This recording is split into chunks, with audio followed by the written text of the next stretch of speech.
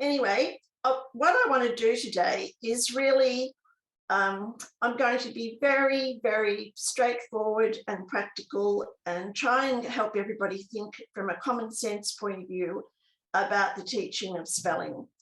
And it's always been something that parents want to know about, teachers want to know about. Kids need to feel that they are competent at spelling because somehow or another it just really affects them dramatically if they're not.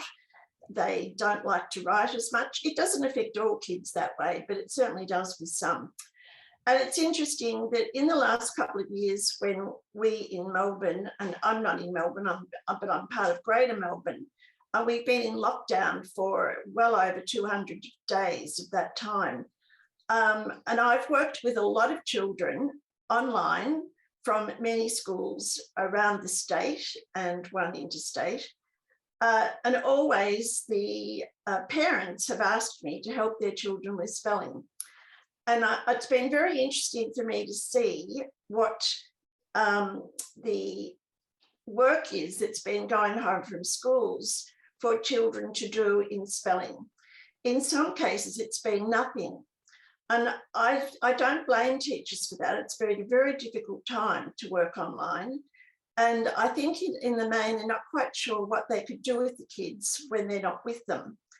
Often that falls back to parents, and even in a normal situation, spelling in schools often is kids being sent home with words to learn, but the children and the parents don't know what to do with them anyway. So it's, as a result of what's been going on, I've actually written a couple of documents that you can have access to.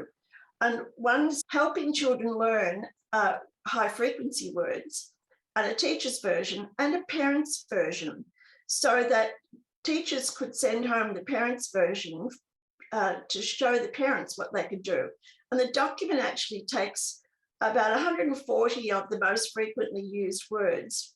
And I've actually developed a chart showing how to teach every single one of those words. And the reason why I did it is because you don't do the same thing with every word. And I hope that by doing that, teachers and parents can get a better idea about what the English language is about. And certainly learning words is not just some rote learning experience, which many may remember from their own childhood.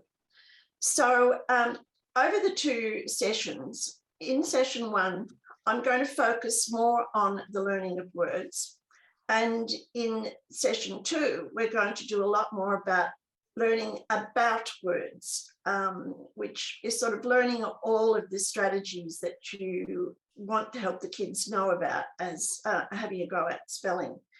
And by the end of that time, my goal is that you will all know what to do with any child you come across, and that schools will be able to think as a whole about what you're doing that's very consistent across your school.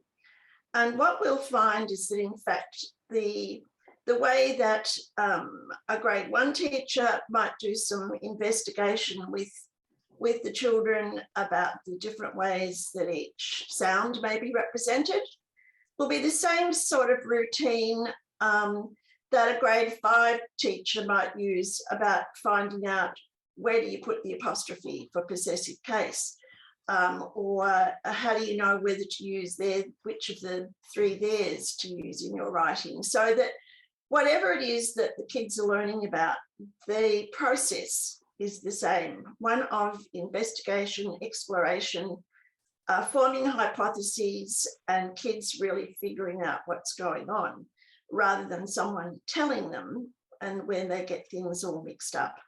So, and we're going to think a lot about how the English language really is.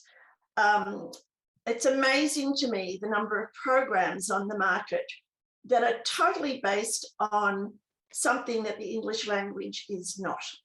The main one being that any letter only has one way of being pronounced, or that any sound is only represented by one symbol. And we know that is not true for the English language. Of course, we want kids to know how to think about when they hear a sound in a word, how they might represent that sound. So we want that sort of work, but we want it to all be truthful, not making things up that end up confusing kids. The other thing in relation to that is I do not want schools wasting money on spelling programs, because you don't need to waste money on that. You need many more books for kids to read. You use the money for that, please, or anything else that you really need in your school. When you know what you're doing, the last thing you need is a program.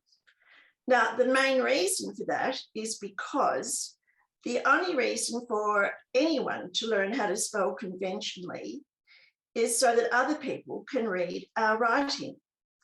And that's what I want the children to know, first of all, that they're not learning spelling just for some separate thing out there called spelling. They're only learning how to spell the way other people spell so that other people can read their writing.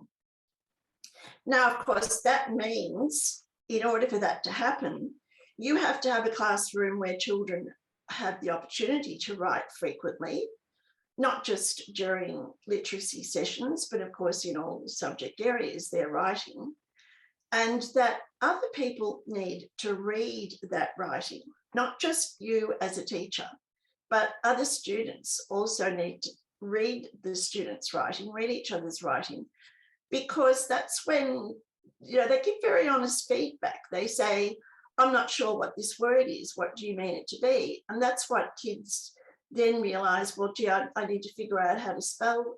I need to take some time to proofread. There's a reason for it all. It's not just because it's a job to do.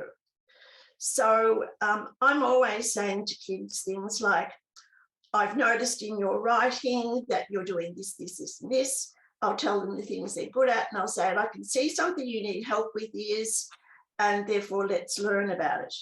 And the more that you can make that relationship to, I've noticed in your writing, or this is what writers do, and that the kids are reading each other's writing, then the more that whatever you're doing in spelling is actually going to automatically relate to their writing. The other thing is, in case I don't remember to mention it later, I will say to kids when we do some learning about spelling, you could use that in your own writing. You could use that knowledge, you could use that strategy, you could use that idea. When you're not sure about something, you could go and use that process to find out. And so the kids realize that this is something that does relate to what they're doing as writers. The interesting thing is it also relates to their reading, and I'll talk a little bit about that as we go on.